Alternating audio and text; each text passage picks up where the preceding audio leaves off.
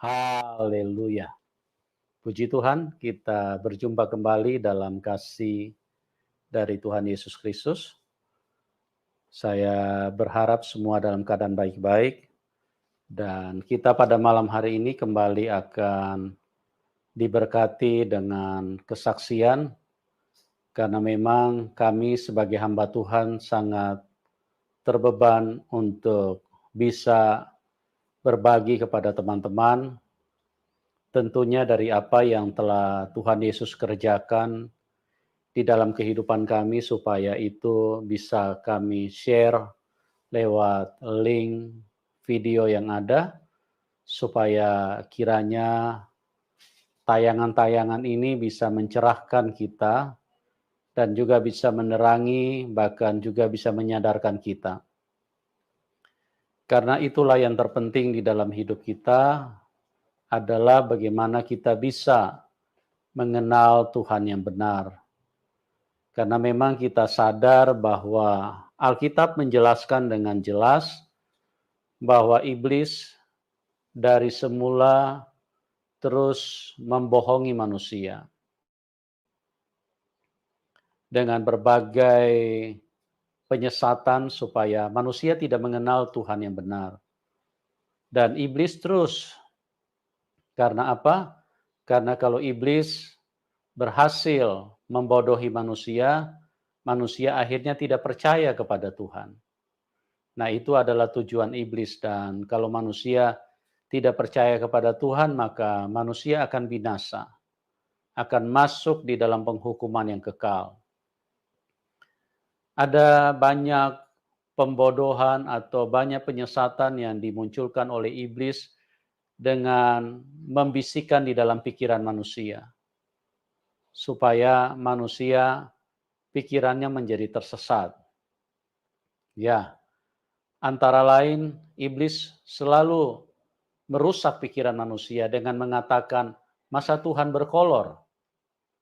Nah, ini merupakan salah satu senjata yang terus dilancarkan oleh iblis di dalam pikiran-pikiran manusia. Masa Tuhan lahir dari rahim wanita? Ini juga salah satu bentuk yang dihadirkan oleh iblis supaya manusia akhirnya, oh iya ya, benar ya, Tuhan tidak mungkin Tuhan lahir dari rahim wanita. Atau tidak mungkin Tuhan berkolor. Tuhan itu di dalam benak orang-orang yang tidak mengerti kebenaran, mereka berpikir bahwa Tuhan adalah sesuatu yang diimajinasikan oleh mereka. Ya, bagaimana mungkin Tuhan justru hadir itu di dalam keberadaan daripada manusia itu sendiri. Tentu dia harus hadir dalam bentuk rupa manusia. Supaya apa? Supaya orang-orang bisa mudah untuk memahami dan mengenali Tuhan. Karena memang dari awal, sekali lagi saya katakan, betapa kuatnya iblis membodohi manusia. Dan salah satu perkataan juga yang selalu dia bisikkan di dalam manusia adalah, masa Tuhan mati di salib? Nah, perkataan-perkataan inilah yang membuat manusia menjadi tersesat. Dan akhirnya, iya ya, tidak mungkin Tuhan lahir dari rahim wanita. Tidak mungkin Tuhan mati di salib. Tidak mungkin Tuhan berkolor. Padahal kalau kita pelajari fakta sejarah bahwa semua manusia yang lahir di muka bumi ini, mereka harus lahir dari rahim wanita. Dan itu adalah konsep Tuhan itu sendiri. Ya, kecuali manusia pertama memang belum ada manusia yang lain. Tidak mungkin lahir dari rahim wanita karena belum ada wanita. Nah, itu sebabnya ini dijadikan senjata oleh iblis untuk membodohi. Tidak mungkin Tuhan lahir dari rahim wanita. Nah, tidak mungkin Tuhan berkolor, tidak mungkin Tuhan mati di salib.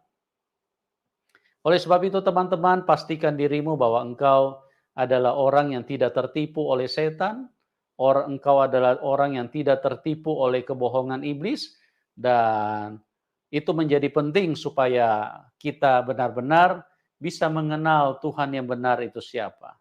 Nah, pada malam hari ini kita kembali akan mendengarkan kesaksian bagaimana seseorang yang tadinya tidak mengenal Tuhan, bahkan dari latar belakang antikris.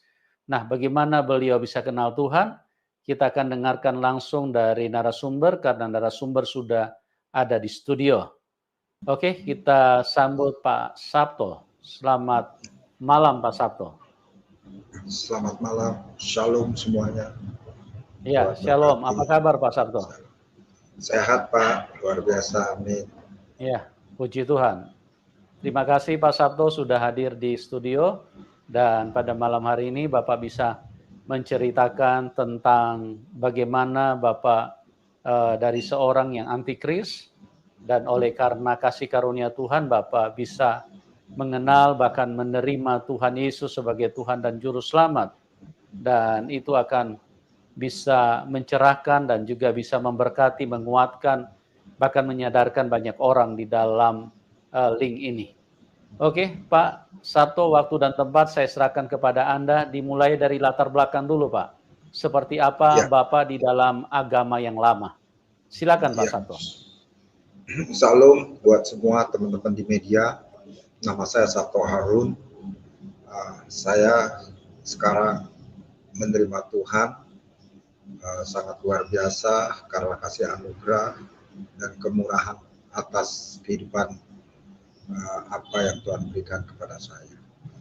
Sebelumnya saya juga dulu belum menjadi orang yang percaya, tetapi ketika Tuhan tangkap saya, Tuhan pada waktu itu bertemu dengan suaranya yang mungkin pada waktu itu adalah suara Tuhan atau Roh Kudus. Nah, itu sekitar 2009. Saya terima Tuhan 2009 ketika saya dalam kondisi situasi yang sangat amat mengalami kegelisahan, bahkan ketidakmampuan saya bekerja di dalam pekerjaan di kapal, karena pada waktu itu sesungguhnya saya adalah karyawan di kapal kafe Labobar, dan pada waktu itu saya masih belum mengenal kebenaran, hidup di dalam dunia yang lama. Dan ketika saatnya saya kerja, saya bilang sebelum saya naik ke kapal kepada diri saya sendiri, saya bilang kalau ada Tuhan yang membantu membela saya akan menyembah Tuhan tersebut. Kenapa saya harus berkata seperti itu?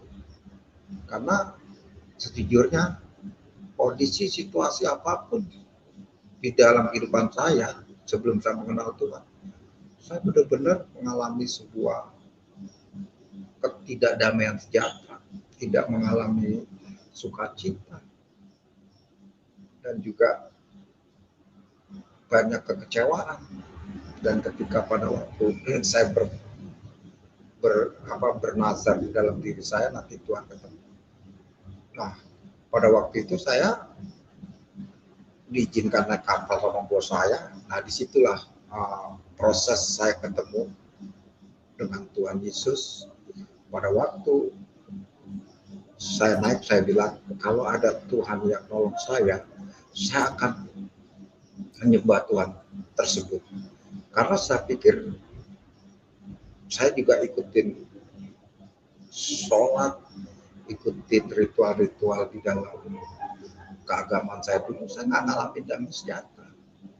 Nah, pada waktu saya naik kapal, saya komitmen, dan pada waktu itu saya lepas kontrol. Dan posisi saya di kapal itu, saya biasa, karena kebiasaan kita di dunia lama itu minum minuman, alkohol, bahkan narkoba, bahkan hal-hal yang buruk. kayak semua kami lakukan yang tidak berkenan. Nah, pada waktu itu saya naik kapal dan start dari Priuk menuju Papua, Jayapura. Pak Sabto, Pada waktu, ya, Pak, mic-nya didekatin ke mulut sedikit Pak supaya suaranya lebih jelas. oh ya. Mic-nya didekatin Apa nggak pakai mic ya Pak ya? Nggak usah pakai mic ya. Ya, selalu. Coba tes dulu. Dengar Pak ya? Ya. Ya. Halo. Pada waktu itu, ya, sangat dengar Pak. Oke. Salam. Iya. Silakan. Lanjutin Pak. Silakan. Ya. Pada waktu itu, ketika saya naik, saya menjadi karyawan dan di Priuk, saya dititipin barang Pak. Dititipin penitipan secara nggak resmi, saya terima aja. Saya pikir dapat uang kan. Akhirnya saya terima dan posisi saya pada waktu itu masih minum. Pada waktu saya minum, saya udah nggak sadar diri. Dan pada waktu nggak sadar diri, barulah saya beberapa hari ketika saya di perjalanan menuju Jayapura, saya ada di sekitar kira-kira di Makassar. Karena jaraknya Tanjung Priok, Surabaya, Makassar. Saya rasa 2 hari di Makassar itu, saya baru menyadari bahwa barang-barang yang dititip dari saya itu banyak yang hilang. Bahkan mulai saya frustasi karena saya pikir kondisi ini kok saya sepertinya nggak bertanggung jawab. Akhirnya saya bilang sama teman-teman, udahlah saya jual aja lah, biarin lah. Saya juga ini ambil, kata saya bilang itu, ambil aja. Saya udah frustasi, saya ngalamin frustasi pada waktu itu. Dan pada waktu saya ngalamin frustasi, saya ada terpikir mau bunuh diri loh saudara-saudaraku. Saya pikir udahlah, karena saya pikir gini, pada waktu saya kerja itu saya mohon kerja sama bos saya itu saudara saya. Dan itu juga dititipin oleh almarhum ibu saya, tolong Sabto ikut kerja. Saya udah punya janji, saya nggak akan membuat masalah lah dalam pekerjaan. Tapi nggak tahu saudara-saudara, tiba-tiba itulah terjadi, barang-barang hilang. Terus akhirnya saya bagi-bagi, sebagian ada yang beli. Udah, pokoknya saya udah mulai frustasi. Saya pikir saya udah lepas kontrol. Udah, saya naik tenang di kapal. Terus akhirnya saya mulai kegelisahan karena ada suara dari mualim satu, ya kan, ini barang-barang, karena barang-barang itu ada 2 kontainer saudara-saudaraku. 2 kontainer barang itu sebagian saya taruh di gudang, sebagian saya letakin di pinggir-pinggir. Akhirnya yang di pinggir-pinggir ruangan-ruangan itu ditegur, ini barang siapa? Sebut nama saya udah mulai ketar-ketir kan. Mulai di situ akhirnya saya udah nggak tenang. Udah saya minum terus, kerja di kafe tapi minum. Akhirnya singkat waktu sampailah di Jayapura. Pada waktu saya mau di Jayapura itu Jumat, saya ingat Jumat. Tapi sebelum saya standar di Jayapura, kan Jakarta, Surabaya, Makassar, terus Sorong, Nabire, baru Jayapura.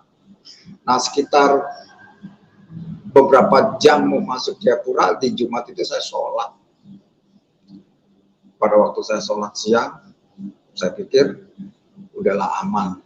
Karena saya pikir saya udah berdoa, kalau ada masalah tenang aja, udahlah, saya udah frustasi.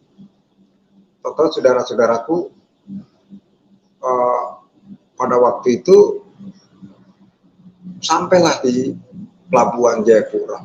Pada waktu sampai di Pelabuhan Jayapura, mulailah yang punya itu mungkin nyuruh para angkot atau kuli angkot di pelabuhan naik ke atas.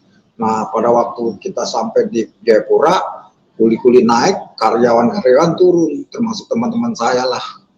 Tapi saya nggak turun, saya mulai mengalami ketakutan gitu. Pada waktu saya mengalami ketakutan, saya pikir udahlah, saya udah berpikir bunuh diri lah atau dibunuh. Saya pikir udahlah menghabisi hidup saya. Nah pada waktu itu saudara-saudaraku mereka naik ketemu saya udah nggak bisa menghindar.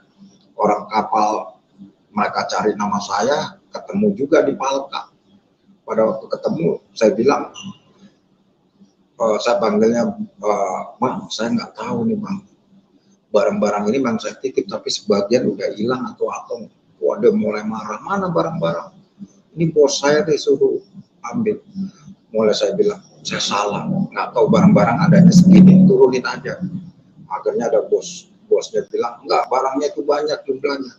Nah pada waktu itu saudara-saudara, saya udah merasakan udahlah, kalau mau dibunuh-bunuh, mau dihabisin. Saya mulai juga menyerahkan hidup saya, bodoh lah, karena saya memang salah, saya pikir sama diri saya salah. Pada waktu itu akhirnya mereka merubungin saya sendiri di tengah-tengah, mereka kelilingin saya dengan kata-kata dari suku ada orang Makassar kok. Terus saya bilang, udah sebelum kalian mau ajar saya boleh nggak berdiri di pinggir kapal, ada pagar tuh atau teralis lah, teralis besi. Saya pegangan kuat saudaraku, dan saya ngadep ke laut. Saya pikir kalau dari kelompok mereka jumlahnya sekitar 20, hampir 30 orang, 20 dan 30, jumlah banyak. Mereka kalau mau bunuh saya atau apapun dengan pisau, batik atau apapun, ya udahlah, saya akan ditusuk. Saya pikir nggak usah ditusuk, di garis saja kita udah pasti mati, karena saya terpikir bahwa senjata itu beracun. Akhirnya saya tungguin, saya udah pasrah, saya merem, saya pikir kalau saya gini saya jebur ke laut dan udahlah, tamat riwayat saya dalam pikiran saya.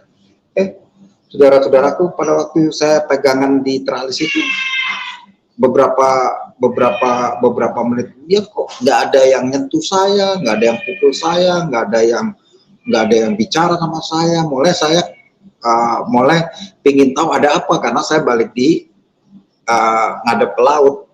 Nah beberapa menit kemudian saya mulai nengok ke belakang, saudara-saudaraku. Pada waktu saya nengok ke belakang, mata di sini baru melihat terakhir orang yang saya lihat, dia pada turun ke bawah.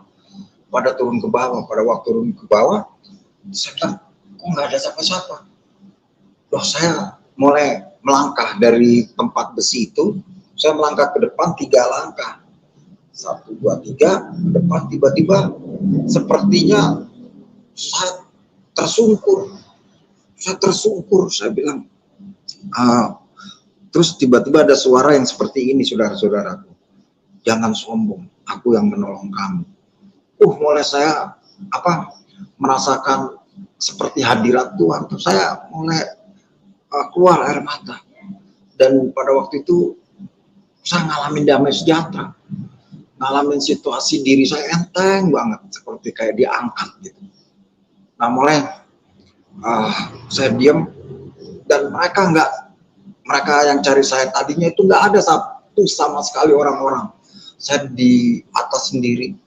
Terus tiba-tiba saya ingat perkataan saya, carilah, kalau memang Tuhan yang nolong ini, saya cari Tuhan. Saya belum nyebut nama Yesus, saudara-saudaraku, masih habis main Jumat.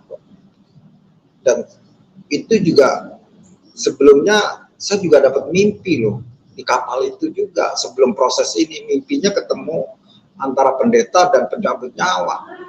Nah akhirnya pendeta di sebelah kanan, penjawat jahat di sebelah kiri. Itu saya juga melihat seperti itu sebelum proses ketemu dengan Tuhan di Palka. Nah, pada waktu itu saudara-saudara tuh mulailah saya nggak bisa bicara banyak, enteng badan saya mengalami damai sejahtera itu. Walaupun posisi saya mungkin pada waktu itu hukuman berat, saya dianggap pencuri atau yang nggak bertanggung jawab, atau semualah yang saya lakukan itu sangat nggak baik, karena barang-barang tersebut nggak sampai utuh, sebagian hilang, sebagian saya kelelerin, sebagian saya kasih. Dan pada waktu itu mulai saya ngalamin damai sejahtera, dan saya mulai naik ke turun ke lantai ke dek 6. Di dek 6 itu tempat saya istirahat. Jadi teman-teman di kafe itu kalau istirahat di dek 6. Ada ruangan yang memang dibuat untuk kita tidur sama teman-teman. Saya tidur situ. Nah, beberapa jam kemudian baru teman-teman saya naik tuh dari Jayapura, naik ke atas dari pelabuhan naik ke kapal. Oh, lihat saya. Woi Sabto, kamu diem, kamu nggak turun, saya diem. Dan sebagian ada yang ngomong gitu, dia mungkin kena masalah, karena masalah itu sangat dikenal pada waktu nggak tertutup. Mereka tahu barang itu adalah barang titipan yang saya hilang. Dan akhirnya teman-teman, ada salah satu teman saya namanya Dedi, Ipung, terus beberapa lah yang saya masih ingat ya, sekitar beberapa tahun lalu. Ada salah satu teman saya, nih minuman nih, karena saya pada waktu itu terikat minum. Saya nggak sentuh minuman pada waktu itu. Rokok juga nggak saya sentuh. Dan pada waktu itu sampai saya pelayanan, saya nggak sentuh rokok dan minuman. Nah, pada waktu itu saudara-saudaraku, mulailah saya ngalamin yang disebut dengan kayak gagu, ngomong berat. Makanya ketika saya baca firman, seperti Rasul Paulus ketika ketemu Yesus, dia dibutakan, saya ngalamin, nggak bisa ngomong. Akhirnya teman saya ngeledekin, tuh dia udah nggak ngomong tuh, udah gagu tuh. Terus ada yang pakai bahasa tubuh, dia bilang menunjukkan bahasa itu udah saraf gitu. Saya diem, nggak marah. Nah, pada waktu itu saya mulai nggak aman, nggak tenang itu karena banyak teman-teman udah naik di atas, di dek 6, di tempat istirahat. Saya pindah saudara-saudaraku dari dek 6 sebelum kapal berangkat, saya naik turun ke bioskop, turun di lantai di dek 4. Nah, pada waktu di bioskop itulah saya mulai melihat bahwa itu benar-benar saya tahu bahwa itu mungkin Tuhan atau Roh Kudus, karena pada waktu teman di bioskop, siapa namanya, Jerry atau siapa itu ketemu, saya salaman. Mereka pada waktu saya salaman, mungkin teman saya sekarang nonton atau keluarga mereka nonton, pada waktu salaman dia lihat saya, Sabto, kamu kok pucat putih gitu. Saya mulai ketakutan, ada apa ya, kan saya lihat kaca, karena kan di kapal itu banyak kaca, saya lihat nggak ada apa-apa. Saya mulai diem, saya nggak jawab. Mulai ada teman saya, security, orang Batak, salaman juga sama saya, Sabto, kamu kok beda. Mulai saya ketakutan. Mulailah saya tidur di bioskop, dan pada waktu itu terdengarlah kondisi situasi bahwa saya melakukan kesalahan sampai ke bos saya yang di Jakarta. Dan pada waktu itu saya mundurin diri. Di kapal saya mundurin diri, udahlah saya nggak kerja, dan pada waktu itu saya istirahat aja. Nah, pada waktu saya istirahat, saudara-saudaraku, saya baru ngalamin ketenangan, damai sejahtera saya. Terus mulai teman-teman mulai nggak berkumpul sama saya. Dia udah ngomongin, Sabtu udah gila tuh, dia nggak minum, nggak ngerokok, udah kayak mayat, tidur aja. Saya ngalamin tenang pada waktu itu. Nah, disitulah mulai saya merasakan bahwa itu pertolongan Tuhan buat saya. Kenapa? Loh, itu peristiwa besar loh, orang barang-barang jumlahnya banyak dan sangat dikenal, udah nggak ada masalah lagi. Akhirnya saya juga tetap ada kekhawatiran, pasti lambat laun pasti saya kan juga akan dituntut pertanggungjawabannya. Akhirnya saya tenang, sampailah pulang kami dari Jayapura sampai ke Jakarta. Tapi sebelum di Jakarta tuh saudara-saudaraku, saya di Surabaya itu ada suara lagi. Nah, ini suara Roh Kudus, seperti suara apa yang di Alkitab. Saya bilang, kamu nggak perlu terusin, kamu turun aja di Surabaya. Pada waktu itu saya ikutin turun di Surabaya. Pada waktu saya turun di Surabaya, saya naik kereta api, kereta anggrek, bayar 300.000 ya pada waktu itu. Dan akhirnya kapal duluan berangkat, saya nginep dulu di Surabaya, baru besok saya berangkat naik kereta. Pada waktu saya naik kereta, saudara-saudaraku, saya mulai saya juga ngalamin tenang. Saya nggak bawa barang-barang, hanya uang ongkos, terus juga nggak bawa baju. Jadi barang-barang saya udah saya tinggal di kapal. Saya menuju ke Jakarta. Pada waktu saya menuju ke Jakarta, saya sampailah di stasiun. Pada waktu saya di stasiun, saya pulang ke Bintaro. Nah, Bintaro saudara itu teman rumah bos saya. Bos saya tuh punya perusahaan Fikmarindo. Nah, saya salah satunya kerja di Fikmarindo di kafe. Dan pada waktu itu saya datang, ibu bos saya marah besar. Sabto, kamu bikin malu, kamu kurang ajar.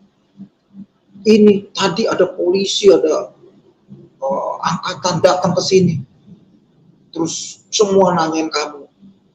Itu pertolongan Tuhan. Karena pada waktu saya datang di rumah bos saya, mereka udah pulang. Berapa menit pulang. Akhirnya saya sadar diri, udahlah saya pergi dari rumah itu. Saya pikir saya udah diusir karena hal yang umum lah, karena saya melakukan kesalahan pada waktu itu. Akhirnya pada waktu itu saya pergi dari rumah bos saya di Bintaro Jalak 5, saya pergi ke rumah teman saya, bukan teman, artinya ada orang kenal sama saya, namanya orang Batak. Udah, kamu tidur di rumah saya. Tidur, saudara-saudara, saya tidur di rumah dia. Nah, disinilah saya menemukan satu hal keajaiban juga Tuhan tentang surat firman Tuhan. Dan pada waktu saya ke rumahnya, itu saya ingat pada waktu itu, saudara-saudara, siaran bola dunia, pertandingan bola dunia yang sangat heboh pada waktu itu, saya ingat. Pada waktu itu Pak Simbolon yang memberi saya tepuk tangan di rumah itu, dia bilang sama saya, Sabto, kamu di sini, terus pakai bahasa Jakarta, gue mau main catur, mau ke rumah temen, tunggu ya di rumah itu ya, tunggu di situ, ada anaknya Feby. Saya ingat Feby, udah kamu sama Feby. Akhirnya saya pada waktu itu tidur lah, dia seorang yang taat juga. Nah, pada waktu saya tidur, saya ingat sekali pada waktu saya tidur dengan gelisah, saya kejatuhan teratat, saudara-saudara. Pada waktu itu teratat itu jatuh di badan saya, bukan teratat. Pada waktu itu saya udah gelisah, nonton film dulu sebelum saya nemuin teratat. Saya nonton VCD, karena saya pikir saya udah nggak menyentuh pertandingan, nonton apapun saya udah nggak ada keinginan. Inilah yang tiba-tiba seperti itu, nggak ada keinginan nonton, nggak keinginan lain-lain. Terus akhirnya di TV itu saya lihat ada kaset VCD. Nah, VCD itu saya lihat tulisannya Selamat Pagi Roh Kudus, Benny Hinn. Nah, saya kenal Benny Hinn setelah saya udah kenal Tuhan tuh, baru itu Benny Hinn. Ini bukunya Selamat Pagi Roh Kudus. Itu saya ingat sampai setelah itu saya baca. Nah, pada waktu saya nonton VCD, saudara-saudaraku, saya nonton, tiba-tiba ada perkataan yang dilontarkan oleh Pastor Benny Hinn. Dia menunjuk seperti ke diri saya, karena begitu besar kasih Allah sehingga dia mengaruniakan anak yang tunggal supaya orang yang percaya memperoleh hidup dan selamat. Itu menunjuk ke saya bilang, ada apa nih? Terus mulai saya matiin, seperti tangannya menunjuk ke badan saya. Udah saya matiin. Saya nggak kenal tentang dunia roh Kristen atau rohani Kristen. Saya matiin, dan pada waktu itu saya tidur aja. Saya pikir udahlah, saya mau tidur, istirahat. Dan pada waktu saya mau tidur, saudara, yang kedua kali saya kejatuhan teratat jatuh di badan saya sini. Pada waktu saya melihat, karena begitu besar, Yohanes pasal 3 ayat 16, karena begitu besar kasih Allah kepada dunia ini sehingga dia mengaruniakan anak yang tunggal supaya kita yang percaya memperoleh hidup dan diselamatkan itu. Terus saya baca, kok sama ya damai. Akhirnya saya lempar tuh teratat. Mulai saya kacaunya begini. Benar ini kayaknya iblis. Yang dulu saya didoktrin kalau ketemu suara-suara seperti orang Kristen gitu itu dari jin atau dari iblis. Nah, pada waktu itu saya masih dalam pertanyaan di dalam pikiran hati saya, ya kan, benar nggak ini suara seperti itu. Akhirnya saya buang teratat itu, saudara-saudaraku. Mulai saya tidur pada waktu itu saya selimutan, dan pada waktu itu mulai saya terganggu dengan apa yang terjadi di kapal, yaitu apa yang saya lakukan. Mulai saya tidur mengambil posisi saya mepet tembok. Saya pikir kalau ada orang luar atau ada orang-orang yang mungkin mau nyakitin saya bisa lawan satu arah gitu. Jadi di belakang itu tembok. Saya tidur di dekat tembok. Pada waktu saya tidur dekat di tembok, di situ yang ketiga jatuh Alkitab. Nah, Alkitab yang jatuh di kaki saya mulai terbangun. Saya buka selimut, dan pada waktu saya buka, saya nyalain karena tiba-tiba Alkitab itu berdiri kayak terbuka bacaannya. Saya pikir ada, kan gelap, saya nyalain lampu. Terus saya lihat, saya ambil tulisannya Yohanes pasal 3 ayat 16. Karena begitu besar kasih Allah. Lah di situ saudara-saudaraku, saya mengalami sesuatu yang gak lazim buat saya. Saya nangis, saya terisak-isak, saya mengalami suatu damai sejahtera. Saya senang pada waktu itu. Saya menikmati hadirat Tuhan. Dia seperti merangkul saya. Dan pada waktu itu hilang semuanya beban saya. Hilang beban saya.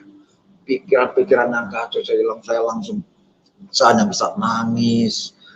Nangis nggak sengaja itu keluar air mata. Terus mulai saya berani mengatakan, terima kasih Yesus, walaupun kadang-kadang saya masih ragu, ya kan, masih ragu.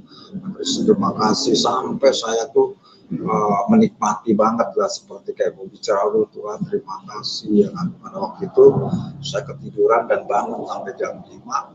Saya bangun jam 5 baru tuh ini saya datang yang memberi saya tumpangan Sumbolon. Toh lu udah bangun? Iya bang. Makanya udah gue mau tidur ya. Dia tidur, saya udah bangun, saya udah bikin minuman, ya kan, bikin kopi, ya kan, bikin sesuatu lah yang saya nikmatin. Walaupun saya nggak terlalu banyak ngomong, saya iya dan tidak pada waktu iya tidak. Terus akhirnya saya nikmatin kopi pagi hari, dan pada waktu itu bangunlah Simbolon. Pada waktu dia bangun, dia bilang, "Tok, lo hari Minggu ini mau kemana?" "Aduh bang, saya mungkin mau kesini aja, ke Gramedia, bukan Gramedia, ke ke mall Bintaro." Saya mau. Oh ya udah. Ternyata dia kasih duit saya, saudara-saudaraku. Padahal saya punya uang, tapi dia kasih uang nih. Ajak Feby. Ternyata anaknya saya ajak nggak mau. Akhirnya saya sendiri, saudara, ke Bintaro Plaza. Pada waktu saya ke Bintaro Plaza, sekitar jam 10-an, jam 10 buka, saya masuk ke Gramedia. Nah, pada waktu saya di Gramedia, saya lihat buku yang saya lihat di kaset VCD, yaitu Selamat Pagi Roh Kudus, Benny Hinn. Akhirnya saya baca semua. Di situ ada Catherine Kuhlman, saya baca, dia ketemu Tuhan di kamar, ya kan. Terus saya saking begitu menikmati baca, saudara, mungkin udah lama. Nah, ada teman-teman yang baru pada waktu itu mengenalkan diri kepada saya, itu orang-orang Kristen.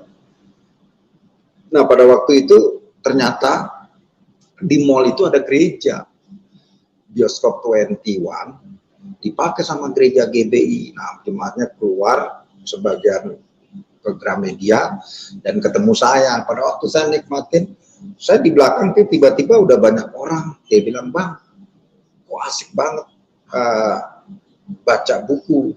Ini teman ini yang dia sapa saya dengan asik banget itu sekarang kenal sama saya. Saya sangat kenal Pak Yohannes. Nah, pada waktu itu saya bilang iya. Saya bilang iya. Saya pura-pura jadi orang Kristen lama, saudara-saudara, seolah-olah saya udah jadi orang Kristen lama supaya biasa aja saya bilang. Akhirnya saya, "Enggak, dari tadi saya udah muter-muter. Abang asik banget baca." Saya bilang, "Iya nih, saya lihat buku yang bagus nih. Ini Selamat Pagi Roh Kudus." Oh, dia langsung, "Woi, ini Pin." Nah, di situ dia nyodorin tangan ke saya. "Namanya siapa, bro?" Saya pegang gini, "Ada apa nih?" Oh, mulai teman-temannya itu yang ada di sekitar saya, dia bilang, "Wah, Pak, orang Kristen ya? Udah lama kan? Gerejanya di mana?" Saya bilang, "Saya enggak." Saya geleng-geleng dan ya pokoknya antara tidak jawab dan jawab hanya iya, ngangguk. Akhirnya saya dibawa sama mereka ke tempat di mana teman-teman mereka ada dekat bioskop. Akhirnya, "Ini kenalin nih, ini namanya Sabto." Saya kenalan, saudara. Pada waktu saya kenalan, saya suruh, "Masuk yuk kita doa." Saya ikutin, saya doa, saya dikelilingin. Dan pada waktu itu saya baru tahu ini orang yang kepenuhan roh ya. Karena pada waktu saya didoain, saya bilang amin, mereka jatuh. Terus saya salam, saya peluk semua. Terus baru saya belum menikmati, nggak tahu tentang kekristen. Akhirnya mulai mereka mengajak saya untuk punya komunitas. "Udah Pak, di sini aja di GBI of Shalom." Saya bilang, "Ya ya." Dan pada waktu itu saya pikir saya ikut itu sehari, ya kan, ikut datang, saya diam. Nah, mulai saya dengar suara Tuhan lagi, dianjurkan untuk baca firman. Saya baca firman, saudara-saudaraku, karena di rumah itu saya pulang ke Simbolon ada Alkitab, saya baca Roma, ya kan, kalau kamu mengaku dan percaya, kamu dibaptis, kamu akan diselamatkan dan kamu tidak dipermalukan. Nah, itu di Roma 10 ya. Saya baca, mulai minggu depannya saya dibaptis. Saya cari baptisan di mana ya. Akhirnya saya ingat saudara saya kan orang Kristen juga. Oh ya, di Abu Sering kan gereja. Saya datang, saudara-saudaraku, di Abu Sering. Di Abu Sering saya datang karena banyak saudara saya tuh juga orang Kristen yang di Abu Sering. Saya pikir saya mau dibaptis nih. Nah, orang semua pekerja di situ gereja, semua hamba-hamba Tuhan merasa, "Oh, kamu harus ikut konseling, nggak bisa sembarangan, harus ikutin tata cara." Saya pikir saya harus dibaptis, kalau enggak saya nggak pulang. Wah, itu saya kuat banget suara itu. Akhirnya saudara-saudara mereka tuh saya karena bersikeras untuk dibaptis, dan pada waktu itu akhirnya saya dapat keputusan dan juga diperbolehkan untuk dibaptis. Akhirnya semua ngumpul, orang-orang yang mau dibaptis awalnya mereka, akhirnya mereka menunda saya duluan. Nah, di situ saudara-saudara saya mengalami satu hal yang sangat luar biasa di dalam hidup saya. Itu menurut saya adalah tanggal kelahiran yang baru buat saya. Saya dibaptis itu tanggal 19 April kayaknya, ya April 2009. Dan itu juga sebentarnya saya tanggal 21 April. Nah, saya pikir wah, ini kelahiran baru saya. Akhirnya saya habis dibaptis, saudara-saudaraku. Setelah itu mulai saya memisahkan diri kehidupan dunia sama kehidupan saya ikutin komunitas GBI yang ada di Yerusalem. Mulai saya doa, ikut pertemuan-pertemuan lah, sampai dia tanyain, "Tinggal di mana Pak Sabto?" Saya nggak punya tempat tinggal. Karena saya mau cerita tentang ini, saya masih nggak saya cerita sama mereka. Akhirnya udahlah, tinggal nih ada namanya uh, juga jemaat namanya Heri. Pada waktu itu masih Heri karena belum pendeta. Nah, Heri ini sahabat pertama saya menjadi orang Kristen. Makanya kalau Pak Pendeta Heri nonton ya kan, saya sapa, Tuhan memberkati Bapak. Nah itu pertama ketemu, karena sama-sama kita nggak tahu kemana. Dia orang yang keluar dari penjara, tapi dia punya penyakit AIDS. Nah saya sebut karena udah sembuh nih Pak Heri ya. Pak Heri juga udah bersaksi toh. Saya tidur sama mereka ke Bekasi kemana. Beberapa bulan kemudian kami berpisah, terus dalam kondisi yang baik, dia ngomong, Pak, kok Bapak nggak ketularan AIDS? Kenapa, Pak? Si Heri itu penyakitnya karena kena virus AIDS. Oh, saya nggak ada ketakutan. Mulai saya misahkan diri, saudara-saudaraku. Disitulah saya udah berpisah dengan Heri, dan mulai saya ikut sekolah orientasi melayani, terus mulai saya ikut persekutuan doa, mulai saya ikut sekolah, dan sampai pada waktu saya lulus di sekolah orientasi melayani, saya nggak mau keluar dulu karena saya pikir saya orang yang ya murtadin. Saya mau kemana nih, ya kan? Nah teman-teman juga, saya di tempat di mana sekolah orientasi melayani dulu ada tempat buat kita tinggal, jadi saya di situ. Nah siswa yang nggak mau keluar karena saya pikir mau kemana, dan disitulah kesempatan Tuhan mendidik saya 1 tahun 6 bulan kemudian, sampai 6 bulan saya ikutin SOM yang kedua, tapi pada waktu itu saya ikut bantu-bantu jadi asisten. Nah baru saya sekolah juga. Setelah itu saya keluar lagi sekolah di Abu Serif, jadi ikut seminar sekolah Alkitab pada waktu itu di Abu Serif. Dan pada waktu itu setelah saya lulus, saudara-saudaraku, saya jadi tinggal di Pondok Gede, dan saya pindah komunitas saya dari GBI karena di Pondok Gede, saya di GPR, Gereja Pimpinan Roh Kudus, yang dipimpin oleh Pak Wirasmono almarhum. Dia pakai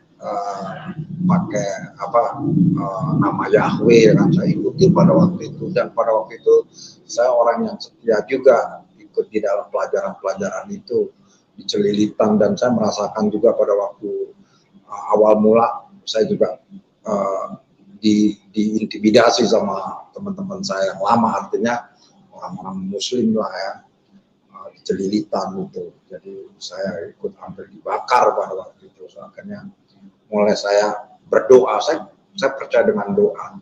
Pada waktu itu, setelah itu karena saya udah lama ditugasin, saudara-saudaraku, ditugasin sama Pak Wiras untuk ke Papua. Saya ikut di Papua, pelayanan di Papua, dan juga setelah dari Papua balik lagi ke Jakarta. Saya di Papua hampir 1 tahun lebih.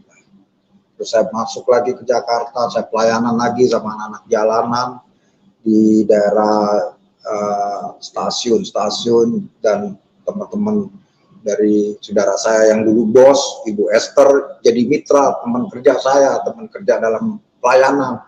Saya ikut sama ibu-ibu dari Don Bosco yang ada di Pondok Indah, saya ikut. Saya masih dalam keadaan nggak seperti ini, saudara, masih muka-muka yang udah ketek lah ya, masih situasinya masih ada kelihatan Muslimnya lah, jadi mereka menganggap saya orang yang bertobat. Nah, dari situ mulai saya ikut seminari, ikut lagi kurikulum pendidikan orientasi melayani lagi. Setelah itu saya baru ditugasi sama Pak Ernesto di daerah Kalimantan.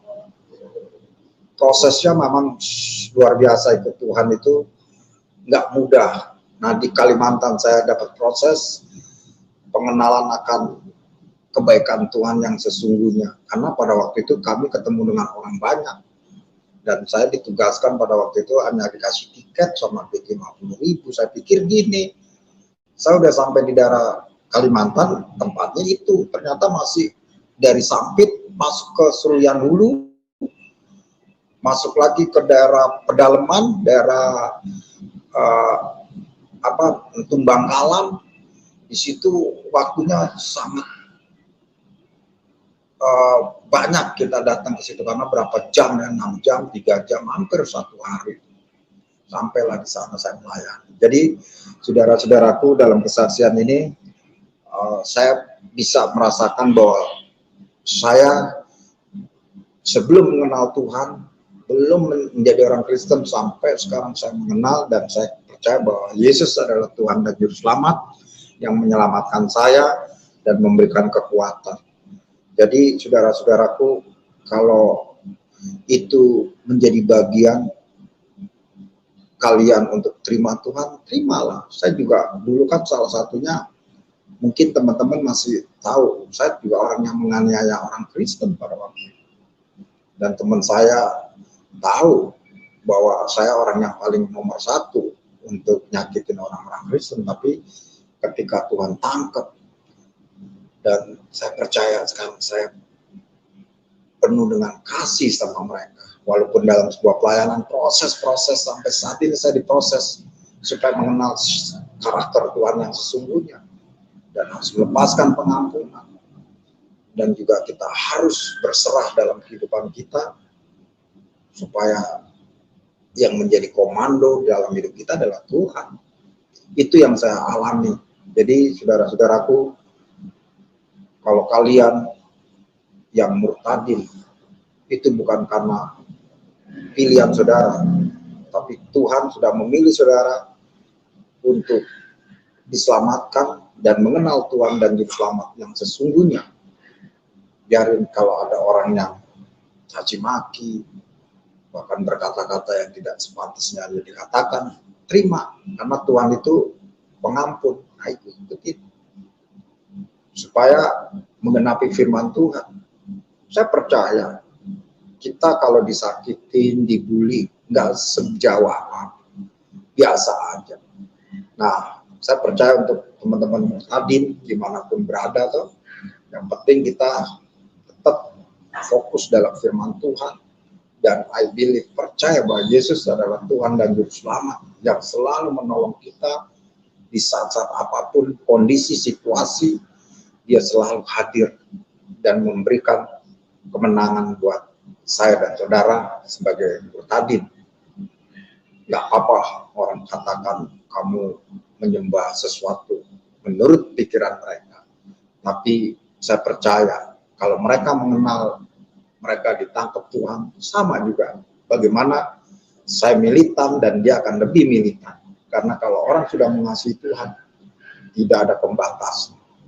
Dia akan berikan dirinya untuk yang terbaik, karena begitu luar biasa Tuhan sudah memberikan keselamatan, memberikan hidayah buat kita, memberikan sesuatu yang tidak dunia berikan.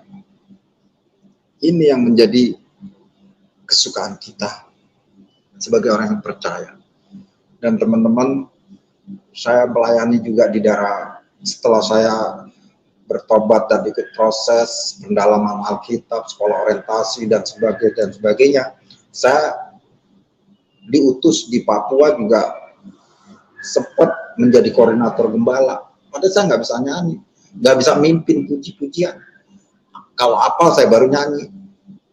Terus pulang dari Papua, saya masuk daerah Kalimantan. Di Kalimantan 2 tahun di daerah Tumbangkalam, Tumbangbahan.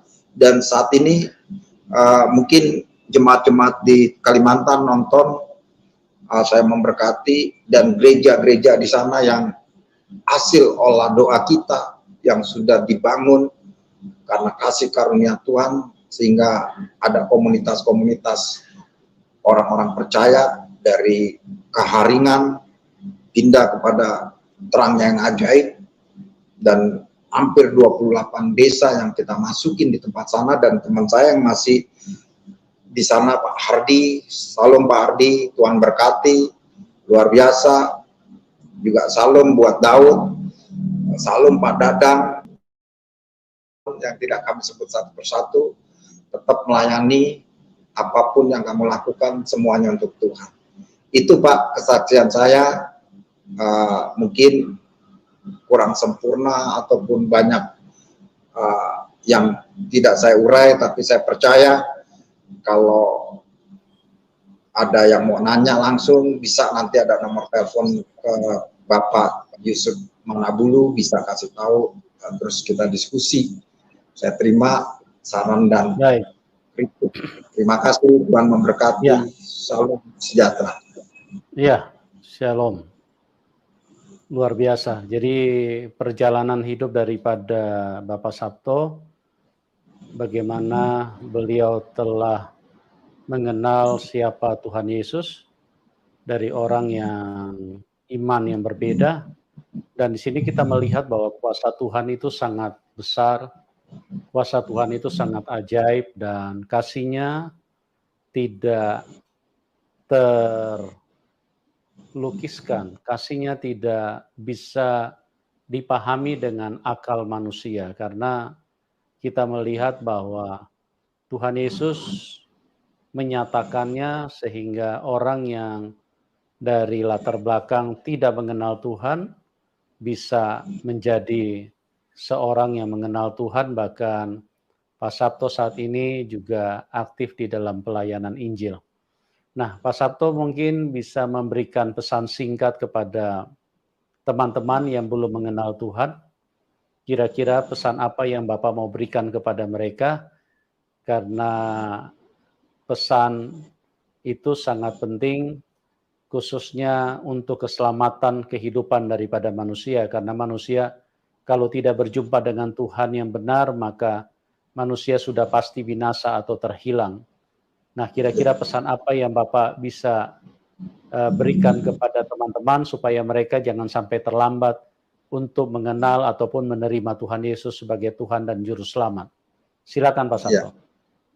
Ya, teman-temanku dimanapun berada, bahkan teman-teman jadi Kristen, karena begitu besar kasih Allah pada dunia ini sehingga Dia mengarahkan anaknya supaya saya, saudara, dan semua yang saat ini percaya bahwa Yesus adalah Tuhan, supaya kita diselamatkan, diberkati. Teman-teman yang belum ataupun ragu ataupun saat ini dengan tutur kata, dengan kata-kata yang tidak baik, mulailah saudara-saudara pertimbangkan, karena Tuhan Yesus itu sangat maha pemurah, maha pengasih. Saya dulu salah satunya orang yang mencaci maki, bahkan almarhum ibu saya marahin ketika saya disuruh menjadi orang Kristen. Saya percaya saudara jangan menolak, terima, simpan di dalam hati. Banyak teman-teman kita yang sudah tahu di dalam kehidupannya yang gelisah sehingga tidak mengalami damai sejahtera, tapi ketika ada kekuatan yang baru di dalam dirimu, ketika kamu mengenal pujian-pujian daripada orang-orang Nasrani atau Kristen, ataupun kamu mengenal bahwa Yesus adalah Tuhan, harus kamu terima dan aplikasikan dalam kehidupanmu sebagai sumber kekuatan dan keselamatan, supaya kita semua hari ini diselamatkan. Kalau kaya, kalian hebat, punya kedudukan, apapun yang kalian banggakan, tidak ada sesuatu yang akan menjadi istimewa ketika saudara kelak ketika mati saudara tidak masuk surga.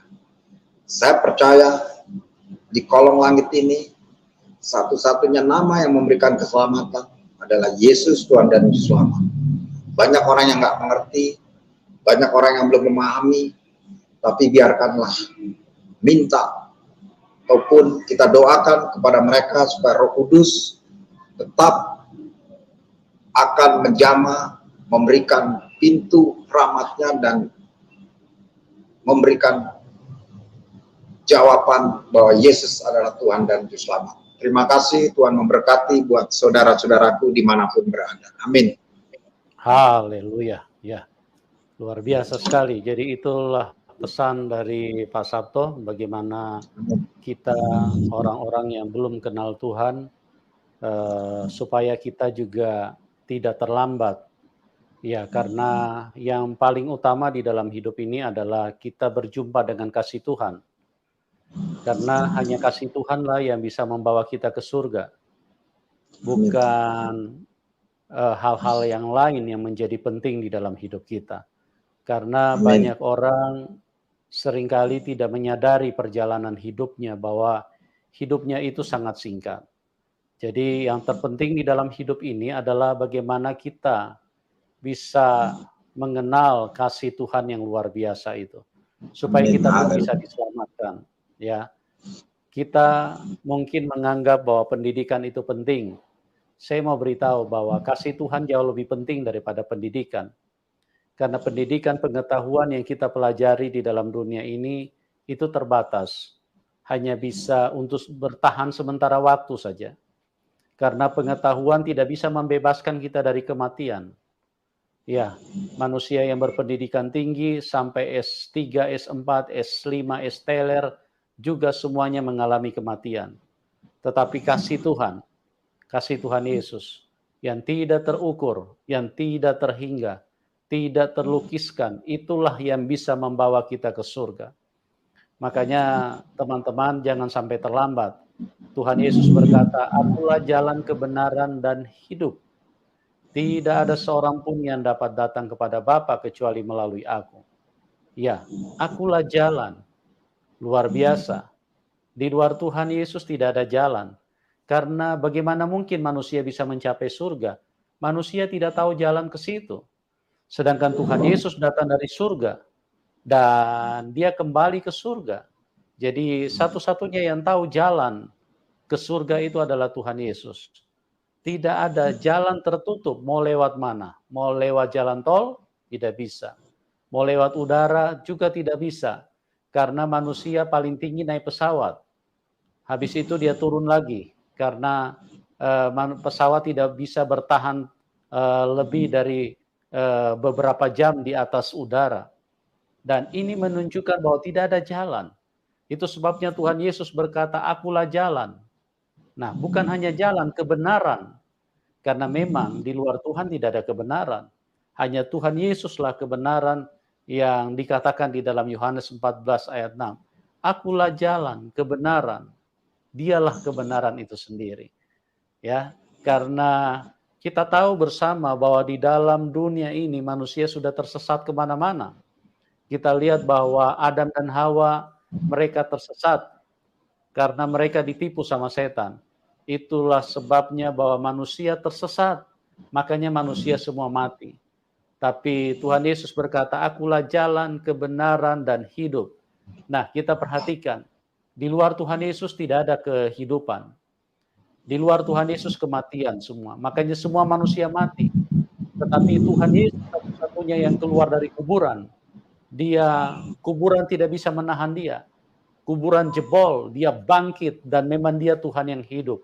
Makanya dia berkata, "Akulah jalan kebenaran dan hidup." Kalau Anda mau mencari kehidupan, tidak ada di tempat manapun. Tidak ada di rumah sakit. Rumah sakit hanya bisa menyediakan obat. Pada waktu-waktu tertentu, rumah sakit juga akan angkat tangan bahwa, "Maaf, kami sudah berusaha, tapi Tuhanlah yang menentukan." Saya ingin katakan bahwa Tuhanlah yang memegang kehidupan. Makanya akulah jalan kebenaran dan hidup. Tidak ada kehidupan di rumah sakit. Tidak ada kehidupan di mall. Tidak ada, Anda mau cari kehidupan di mana? Apalagi di pasar. Anda mau cari kehidupan di mana? Pabrik tidak mencetak kehidupan. Tapi hanya Tuhan Yesuslah. Makanya waktu dia mati, dia bangkit. Dia hanya melakukan penebusan. Itulah Tuhan yang luar biasa yang mengasihi kita semua. Jangan sampai terlambat, teman. Jangan sampai terlambat. Ya, pergunakan waktu yang ada ini supaya hidupmu benar-benar bisa berjumpa dengan Tuhan Yesus dan engkau mau menerima keselamatan itu supaya kita semuanya diberi hak untuk menjadi anak-anak Allah, diberi hak untuk pulang ke surga. Terima kasih Pak Sabto atas kesaksian yang luar biasa. Doa kami buat Bapak tetap semangat dan dipakai Tuhan supaya tambah menyala-nyala dan bisa memberkati banyak orang. Dan juga bagi teman-teman yang diberkati bisa dukung Pak Sabto supaya pelayanan dari Pak Sabto yang dilakukan sekarang ini bisa menjadi berkat bagi banyak orang. Oke, buat semuanya sekali lagi terima kasih Kami berdoa buat Anda semua, Tuhan Yesus memberkati, Tuhan Yesus mengasihi setiap kita, dan kita akan berjumpa di program selanjutnya, dan salam kemenangan buat kita semua. Amin.